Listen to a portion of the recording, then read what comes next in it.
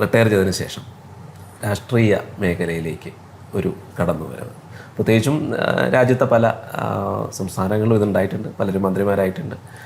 അപ്പോൾ ഇതൊക്കെ ഉണ്ടായിട്ടുണ്ട്. അപ്പോൾ എന്താണ് അങ്ങനെ ഒരു പൊളിറ്റിക്കൽ ഇതിലേക്ക് വരാനുള്ളൊരു കാരണം? 33.5 വർഷം ഞാൻ ഒരു പോലീസ് ഓഫീസറായിട്ട് അകത്ത് നിന്ന് രാഷ്ട്രീയത്തിൽ നടക്കുന്ന ഓരോ ദുഷിപ്പുകൾ കണ്ട് അത് എങ്ങനെയാണ് ഇതിലൊരു പരിഹാരം കാണുക എന്ന് ആലോചിച്ച് വിഷമിച്ചിട്ടുള്ള ഒരു വ്യക്തിയാണ്. മാറി മാറി വരുന്ന LDF UDF ഭരണത്തിൽ കൃത്യമായിട്ട് കാര്യങ്ങളൊന്നും ജനങ്ങൾക്ക് വേണ്ടിയിട്ടോ ജനനന്മയ്ക്ക് വേണ്ടിയിട്ടോ ഒന്നും പോകുന്നില്ല. എല്ലാം ഇതൊരു രാഷ്ട്രീയ ലാഭത്തിന് വേണ്ടി, ഒരു ഇച്ഛയ്ക്ക് വേണ്ടി.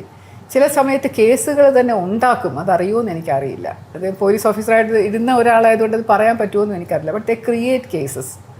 അവരൊരു കുറ്റകൃത്യം മാനുഫാക്ചർ ചെയ്ത് പ്ലാൻ ചെയ്ത് ഉണ്ടാക്കിയെടുത്ത് അവതരിപ്പിക്കും. അത് റയറ്റ് ആകാം, അത് ചിലപ്പോൾ കൊലപാതകമാകാം, റേപ്പാകാം, അല്ലെങ്കിൽ എന്തെങ്കിലും തീവെപ്പാകാം, അല്ലെങ്കിൽ ഒരു സ്റ്റാമ്പീഡാകാം. ഇതെല്ലാം ചെയ്തിട്ടുണ്ട്. രാഷ്ട്രീയക്കാർ തന്നെ നേരിട്ട് ഒരു പബ്ലിസിറ്റിക്ക് വേണ്ടിയിട്ട് അല്ലെങ്കിൽ എന്തെങ്കിലും ഒരു ഉദ്ദേശത്തിന് വേണ്ടിയിട്ട് കേസുകൾ ഉണ്ടാക്കുക.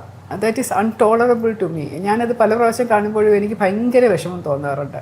ചില സമയത്ത് ഒരു സംഗതി ഭയങ്കരമായിട്ട് ഇങ്ങനെ അഴിമതി കേസ് ഇങ്ങനെ പൊങ്ങി വരുമ്പോൾ അതിൽ നിന്ന് ശ്രദ്ധ തിരിക്കാനായിട്ട് എന്തെങ്കിലും വേറൊരെണ്ണം പകരം വെച്ച് കൊടുക്കും. ഇതിനൊക്കെ വേണ്ടി പോലീസിനെ ഉപയോഗിക്കും. അപ്പോൾ ഇത് കാണുമ്പോൾ എനിക്ക് എപ്പോഴും തോന്നുന്ന ആഗ്രഹം, ഇതൊക്കെ ഇല്ലാത്ത ഒരു നല്ല രാഷ്ട്രീയ പാർട്ടി വന്നിരുന്നെങ്കിൽ, നല്ലൊരു രാഷ്ട്രീയ ഭരണം ഉണ്ടായിരുന്നെങ്കിൽ എന്ന് തോന്നിയിട്ടുള്ളത് ഞാൻ നേരിട്ട് കണ്ടത് CBIയിൽ ഡൽഹിയിൽ പോയി ജോലി ചെയ്യുമ്പോഴാണ്. ആ സമയം വരെ ഞാൻ CBIയിൽ 3.5 വർഷം കേരളത്തിലും ഒരു വർഷത്തോളം ഞാൻ ഡൽഹിയിലും DIG ആയിട്ട് ജോലി ചെയ്തിട്ടുണ്ട്. അത്രയും സമയം ഉണ്ടായിട്ടുള്ള അനുഭവം അന്ന് വാജ്പേയിയുടെ സർക്കാരിൻ്റെ കീഴിലായിരുന്നു. അപ്പോൾ അത് ആണ് എൻ്റെ ഒരു ആദ്യമായിട്ടോ ഇങ്ങനെയും രാഷ്ട്രീയ പാർട്ടി ഉണ്ടോ, ഒരു അഴിമതി കേസിനകത്ത് വിളിച്ച് പറയുന്നില്ല, അവരുടെ തന്നെ പാർട്ടിക്കാരാണെങ്കിൽ പോലും അവർ പറയുന്നില്ല രക്ഷപ്പെടുത്താൻ. ചിലപ്പോൾ ചില BJPക്കാർ ചില പ്രശ്നങ്ങളിൽ പെട്ടാലും അവർ പറയുന്നില്ല, അതിന് പറയുന്നത് സത്യസന്ധമായിട്ട് ചെയ്യൂ എന്നുള്ള. ഇങ്ങനെയും രാഷ്ട്രീയ പാർട്ടി ഉണ്ടോ എന്ന് അറിയുന്നത് അപ്പോഴാണ്. പിന്നെ അതിന് ശേഷം അതും ഞാൻ വിട്ടു, കാരണം പിന്നെ അത് മാറി വന്നല്ലോ. അത് കഴിഞ്ഞ് പിന്നെ റിട്ടയർ ചെയ്യുന്നതിന് തൊട്ട് മുമ്പ് എനിക്ക് DIG ആയിട്ടിരുന്ന സമയത്താണ് ഞാൻ ഗുജറാത്തിലൊരു പോലീസ് സയൻസ് കോൺഗ്രസിൻ്റെ മീറ്റിങ്ങിൽ പങ്കെടുക്കാൻ പോകുന്നത്. കേരളത്തിന് അന്ന് കുറേ അവാർഡുകളൊക്കെ കിട്ടിയെന്ന്, എനിക്കാണ് എൻ്റെ ചാർജ്. അപ്പോൾ അന്ന് ശ്രീ നരേന്ദ്രമോദിയുടെ പ്രസംഗം ഞാൻ കേട്ടതാണ് എന്നെ ഫ്ലാറ്റാക്കിയത്. അദ്ദേഹത്തിൻ്റെ ഫാനായിട്ട് മാറിയത് അതിന് ശേഷം. അദ്ദേഹത്തിൻ്റെ ഒരു പ്രസംഗം ഉണ്ടായിരുന്നു, പോലീസും പൊതുജനങ്ങളും എങ്ങനെയാണ് സയൻസ് പോലീസുമായിട്ട് ലിങ്ക് ചെയ്യുന്നത് എന്നൊക്കെയുള്ള ഒരു പ്രസംഗം. ഹിന്ദിയിലാണ് സംസാരിച്ചത്, പക്ഷേ അമേസിങ് സ്പീച്ച്. ആ സമയത്ത് ഞാൻ അദ്ദേഹത്തിൻ്റെ ഫാനായി.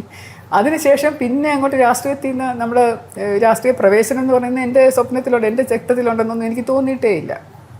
റിട്ടയർമെൻറ്റിന് ശേഷം പലപ്പോഴും പല ആൾക്കാരും എന്നെ സമീപിച്ചിട്ടുണ്ട്. ഇനി ആപ്പൊക്കെ പല പ്രാവശ്യം വന്ന് എന്നോട് ചോദിച്ചതാണ്. അപ്പോൾ പലരും എന്നോട് പറഞ്ഞിട്ടുണ്ട് ഈ പാർട്ടിയിൽ പ്രവർത്തിച്ചുകൂടെ. അപ്പോൾ ഞാനൊന്നും സമ്മതിച്ചിട്ടില്ല. എൻ്റെ ആഗ്രഹം ഒരിക്കലും പൊളിറ്റിക്കൽ പാർട്ടിയിൽ ചേരുക എന്നുള്ളതായിരുന്നില്ല. എനിക്ക് എഴുതണം, എനിക്ക് യൂട്യൂബ് ചാനൽ, സ്വസ്ഥമായ ജീവിതം, അതൊക്കെയായിരുന്നു.